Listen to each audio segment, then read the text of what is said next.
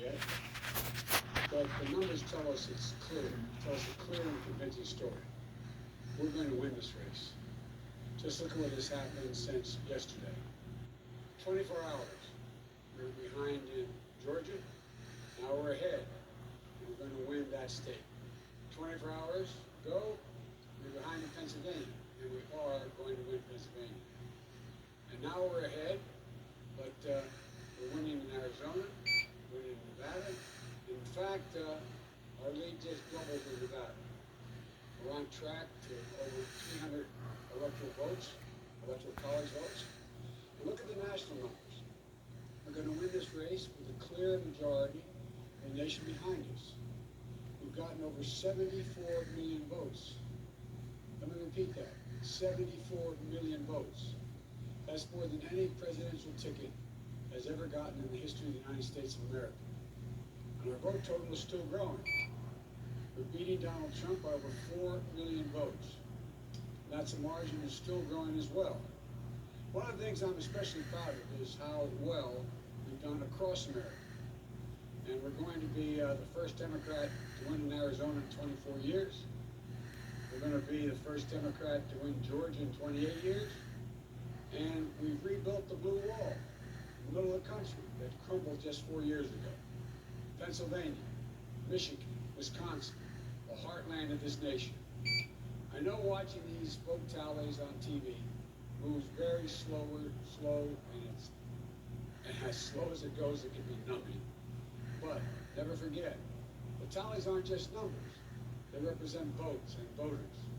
Men and women who exercise their fundamental right to have their voice heard. And what's becoming clear each hour is that record number of Americans of all races, faiths, religions chose change over more of the same.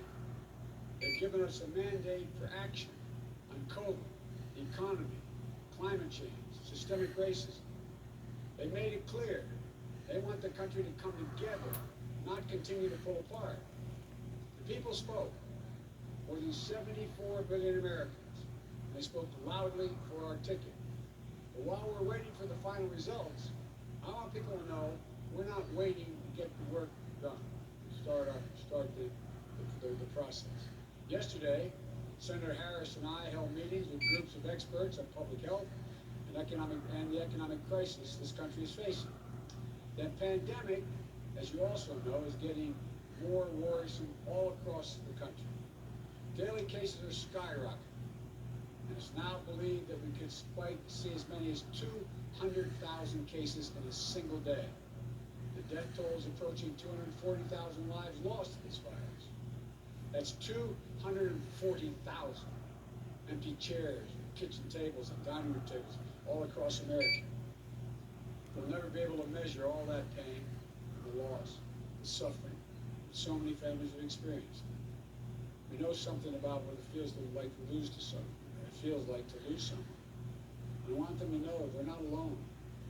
Our hearts break with you. We want everyone to know on day one, we're going to put our plan to control this virus into action. We can't save any of the lives lost, any of those who've been lost, but we can save a lot of lives in the months ahead. Senator Harris and I also heard yesterday about how this recovery is slowing because of the failure to get the pandemic under control. More than 20 million people are on unemployment. Millions are worried about making rent and putting food to the table. Our economic plan will put a focus on a path to a strong recovery. Look, we both know tensions are high. They can't be high after a tough election, one like we've had.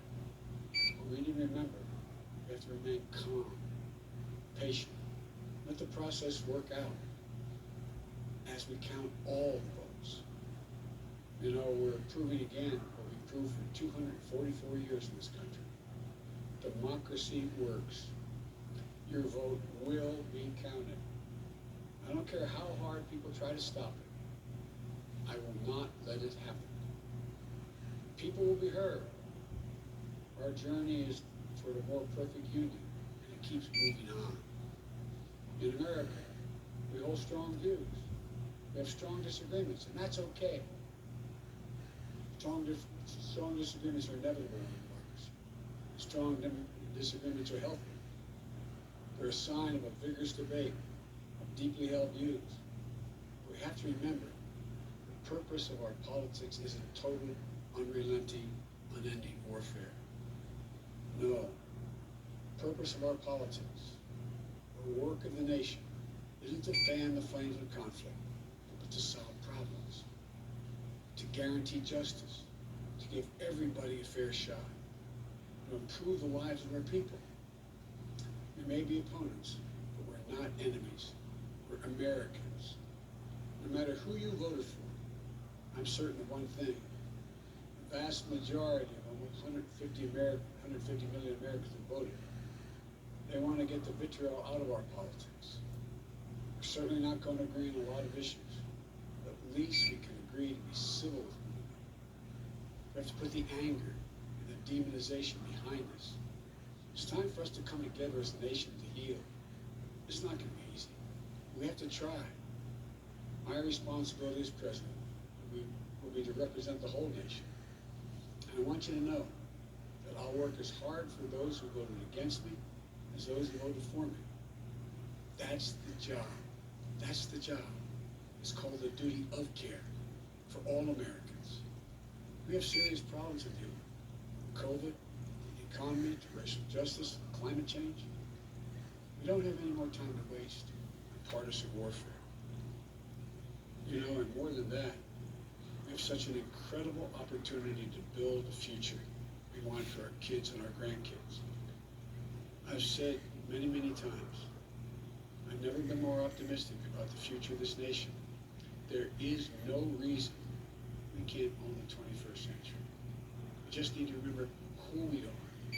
This is the United States of America. There's never been anything we've been unable to do, unable to accomplish, when we've done it together. I hope to be talking to you tomorrow. I want to thank you all. May God bless you. May God protect our troops. Good night.